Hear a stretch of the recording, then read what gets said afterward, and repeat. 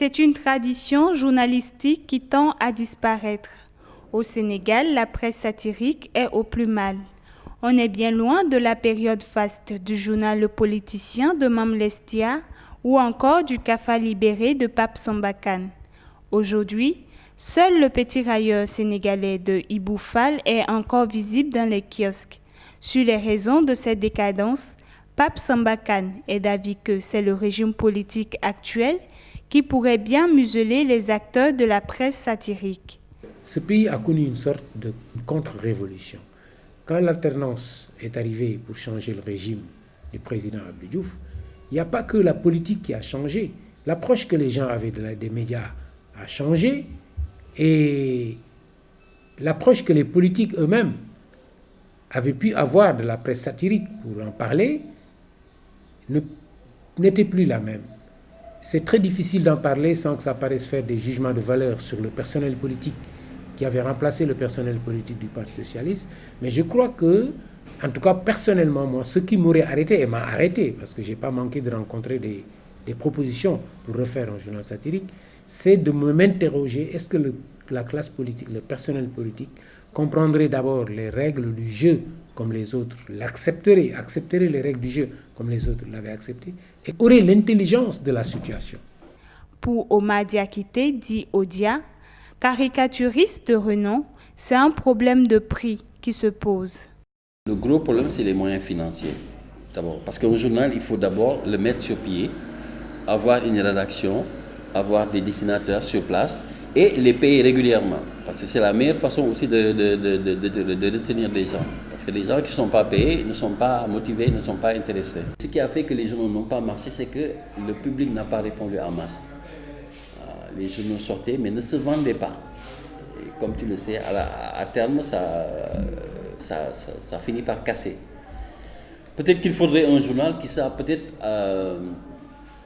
qui réponde peut-être à l'attente même des Sénégalais. C'est-à-dire attendre au niveau de l'information satirique, mais attendre surtout au niveau du prix. Parce qu'ici, le prix est un facteur important. Tu sais que tous les journaux maintenant, la presse satirique, la presse quotidienne se vend au bas mot à 100 francs. Certes, il y a Walfadjri, il y a Le Soleil et il y a Sud qui sont à 200 francs et qui s'en sortent quand même. Mais les autres sont à 100 francs. Et il faut peut-être, il y a cette tendance qui joue un peu, quoi. Depuis plus de 7 ans, le petit railleur sénégalais essaie de survivre à tous les bouleversements. Selon Alioune Ndiaye, vendeur de journaux, c'est l'arrivée de la télévision puis des réseaux sociaux qui ont fragilisé le modèle économique de la presse satirique sans pour autant la réduire au silence. Au début, quand il n'y avait pas l'Internet là, les portables là et l'Internet là, bon, c'était plus quand même, ça marchait plus. Mais maintenant avec l'Internet là, bon, donc en général, ce sont les grands hommes seulement qui paient les journaux, les personnes âgées là.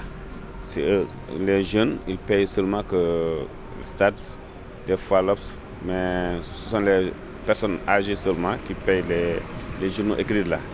Il y a quelques années, plus de 6000 exemplaires du Cafa libéré étaient écoulés chaque semaine. Aujourd'hui, avec le petit railleur sénégalais, moins d'1 millier de journaux trouvent preneur. Pour Ibou Fall, directeur du petit railleur sénégalais, c'est le modèle de vente qu'il faut revoir.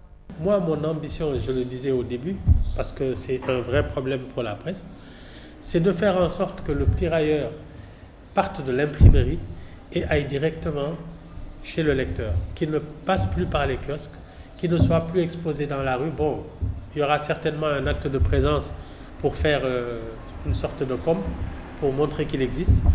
Mais vraiment, l'ambition du petit railleur, c'est que ses lecteurs le reçoivent directement. Trop souvent confondu avec la presse illustrée, le but principal de la presse satirique est de provoquer le rire chez ses lecteurs en se moquant des personnalités du monde. La politique mais aussi les mœurs y sont critiquées. Son mot d'expression, c'est la caricature.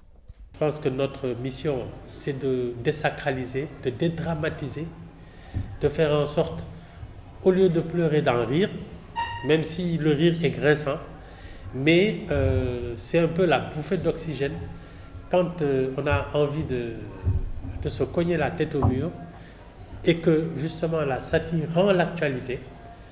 Les gens éclatent de rire plutôt que d'aller sauter, plonger dans l'eau et se suicider. L'hebdomadaire satirique Le Petit Railleur connaît des périodes d'incertitude.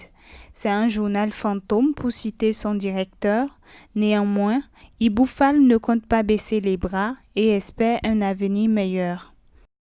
Droit Libre TV, la web télé 100% droits humains, 100% liberté d'expression.